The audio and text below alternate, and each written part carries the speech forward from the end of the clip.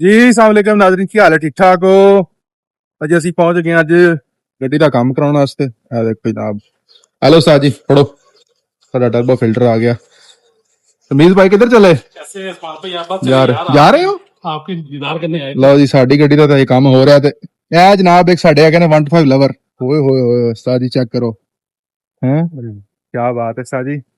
छा गए ऊपर है आपकी ਫੌਜਾਂ ਲਾਈ ਹੋਈਆਂ ਨੇ आप ऊपर है ਕਰ ਮੈਂ ਤੁਹਾਡੀ ਤੁਸੀਂ ਟਾਈਮ ਕੱਢ ਕੇ ਸਾਡੇ ਆ ਉੱਥੇ ਆਏ ਹੋ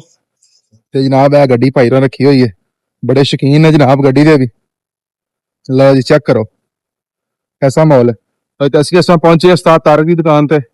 ਬੜੇ ਪੁਰਾਣੇ ਨੇ ਸਾਜੀ ਲੱਗੇ ਹੋਏ ਨੇ ਕੰਮ ਆਇਆ ਕਿ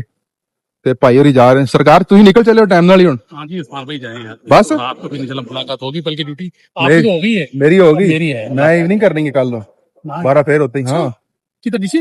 हाँ नहीं उधर ही कॉम्पिटिशन कॉम्पिटिशन आज रील सी ਤੇ ਕੱਲ ਨੂੰ ਸਰਕਾਰ ਅਸੀਂ ਧੱਕੇ ਲੈਣੇ ਨੇ ਅੱਜ ਰੀਲ ਸਵੇਰ ਆ ਜਾਏਗਾ ਇਹ ਵੀ ਨਹੀਂ ਕਰਾਂਗੇ ਕੱਲ ਨੂੰ ਜਾ ਕੇ ਹਾਂ इंशाल्लाह आता रहेगा और सब ठीक ठाक लो जी हमारी गड्डी का काम है हो रहा ਸਾਰੀ ਜਿੰਨਾ ਸੁਣਿਆ ਸੀ ਨਾ ਅੱਜ ਚੱਸ ਆ ਗਈ ਵੈਸੇ ਇੱਥੇ ਆ ਕੇ ਮੈਂ ਕਿਹਾ ਜਿੰਨਾ ਸੁਣਿਆ ਸੀ ਤੁਹਾਡਾ ਇੱਥੇ ਆ ਕੇ ਮਜ਼ਾ ਆਇਆ ਵੈਸੇ ਚਸਕੇ ਆਣਗੇ ਚਸਕੇ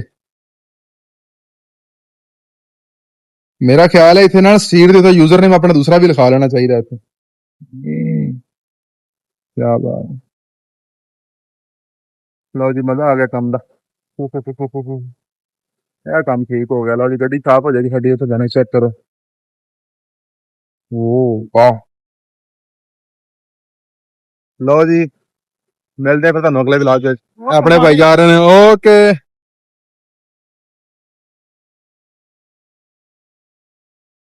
ਓਹੋ ਪੈਟਰੋਲ ਹੀ ਪੈਟਰੋਲ ਕਟਾਈ ਕਟਾ ਹੋ ਗਿਆ ਪਾਸ